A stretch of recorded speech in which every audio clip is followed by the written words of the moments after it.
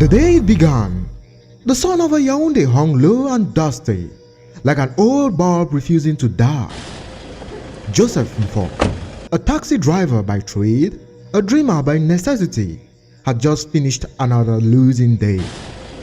His engine coughed more than it purred, his passengers argued more than they paid, and his rent sat unpaid for 2 weeks running.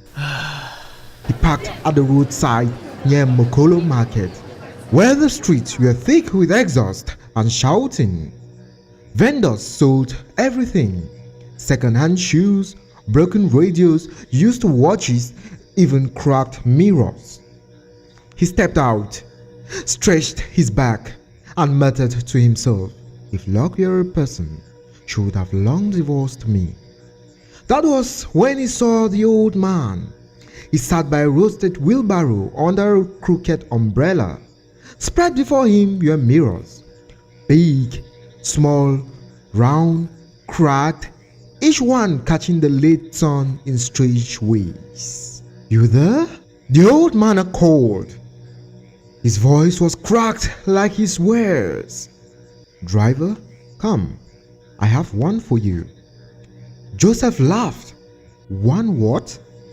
I already see myself every day in my windscreen." "Not like this," the old man said. "This one shows what the eye can't see. Your luck."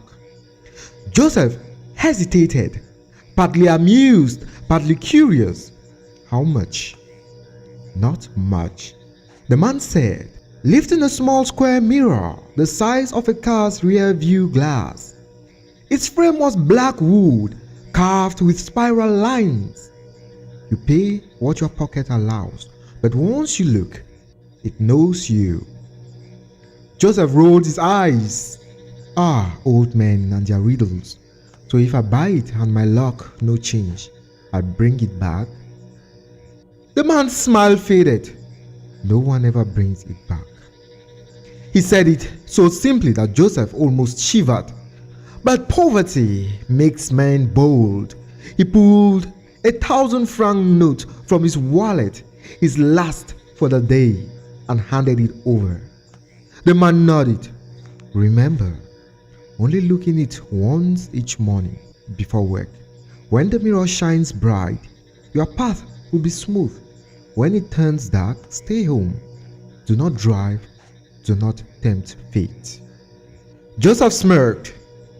"If I stayed home every time my luck turns bad, I'd be sleeping in the street." The man didn't reply. He only handed him the mirror wrapped in brown paper and said, "Luck doesn't change, it trades." Joseph didn't understand, but he thanked him and walked off. By the time he turned back, the old man and his wheelbarrow were gone. The next morning, Joseph sat in his taxi, the mirror now fixed above his dashboard. He laughed at himself as he adjusted it. "Joseph Mfor," he muttered, "you really let a market magician sell you juju?" Still, curiosity won. He looked into the mirror. For a moment, it reflected his face as normal, tired eyes, rough stubble. Then, before his eyes, the surface seemed to brighten. A pale golden glow spreading like sunrise. He blinked. What in God's name? Just then, a woman waved for a taxi, then another. Within minutes, he had more passengers than he could take. The fares came easy. People paid without argument. The day rolled smooth as silk. At noon, he stopped for lunch, something he hadn't done in a week. He even gave alms to a beggar at the junction, laughing as he dropped coins into the man's bowl. It felt like the universe had finally remembered him. That evening, when he packed home, his pockets bulged.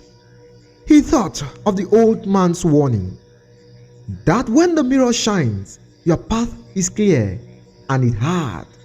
But he didn't think of the rest, the part about trading luck. The second morning, Joseph looked again. The mirror was still bright, though this time the glow pulsed faintly like breathing.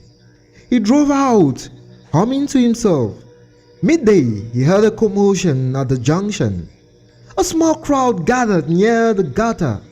The same beggar he'd given coins to yesterday had been hit by a car, dead on the spot. Joseph's song died in his throat. He drove past quietly, eyes flicking toward the glowing mirror. When he got home, he covered it with a rag. But the next day, when he tried to start his taxi without checking it, the engine refused to start. The third time he looked, it purred alive again. He stared at the mirror's faint gleam. You want to be seen, eh? So he obeyed. Each morning he checked it before driving. Each day it glowed, he earned. But soon every bright day came with bad news. A neighbor's child fallen sick, a fellow driver's taxi burned, a friend losing his license. It was like his luck had become a thief, stealing from others to feed him. By the end of the month, Joseph had repainted his taxi, bought new tires, even paid his debts. But when he looked in the mirror, his reflection looked older, lines deeper, eyes darker, as if something inside was quietly aging faster than his body. Still, he couldn't stop. The days when the mirror dimmed, he'd panic, whispering to it, "Please, just a little shine. I'll drive careful today." And each time, it brightened again. But he never noticed the growing number of funerals near his neighborhood. It happened on a Tuesday. Joseph looked into the mirror and saw nothing. No glow, no face, just darkness, like staring into an empty well. His stomach knotted. He tried to drive anyway, muttering prayers. Maybe it's broken, he told himself. The morning was slow. No customers, no music, no chatter. Even the air felt heavy. Then, around noon, a stranger flagged him down. A woman in a white blouse, calm eyes, voice soft as wind. "Driver, take me to Simeon," she said. As they drove, she looked into the mirror and smiled faintly. "That's not yours, is it?" He frowned. "How you mean?" "That mirror," she said, still gazing at it. "It belongs to the one who knows how to end it." Joseph's hand tightened on the steering. "You know this thing? Everyone who has ever owned it knows it," she said. "But they never tell the next because it never leaves willingly." Before he could reply, she touched the mirror. Her fingers left no reflection. Then she looked at him and said quietly, "If you want to keep your soul, never look into it again after tonight." At the next junction, when he turned to ask more, she was gone. No door opened, no sound, no trace, only her faint perfume and the mirror, which now glowed blood red. That night, Joseph didn't sleep.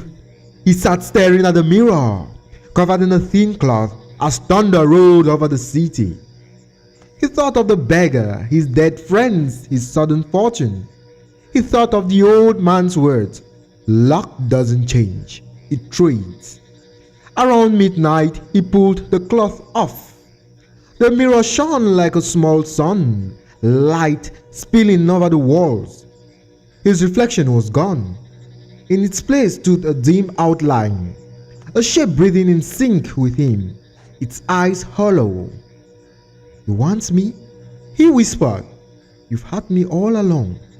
He lifted it, intending to smash it, but his arms froze mid-air.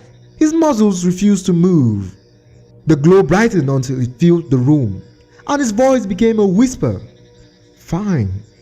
If it's luck you trade, then take it back." The glass cracked. A low hum filled the air. Then silence. Neighbors said they found Joseph's taxi the next morning, parked perfectly by the roadside, engine still warm, but the driver's seat was empty. Only a faint mirror lay on the dashboard, reflecting the cloudy sky.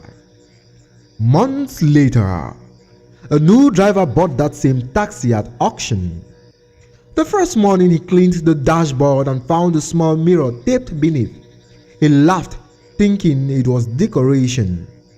As he wiped the dust away, the surface caught the light, and for a second a faint glow danced across his face. Then the mirror brightened, and somewhere far away thunder rolled again. Every time we wish for luck, we forget most come from somewhere. In Joseph's story, fortune doesn't fall from heaven, it is borrowed, traded, taken from those who unknowingly pay the other side of our prayers. The mirror reminds us that blessings too bright often cast the darkest shadows. In our cities today, we no longer buy mirrors and markets, but we still chase reflections, likes, followers, sudden wealth, quick success. We call it progress, but sometimes it's only another trade, one soul dimming for another to shine. Perhaps that's why even in our happiest moments we feel a quiet unease, because somewhere deep inside we know when luck becomes too perfect, someone else is losing it for us.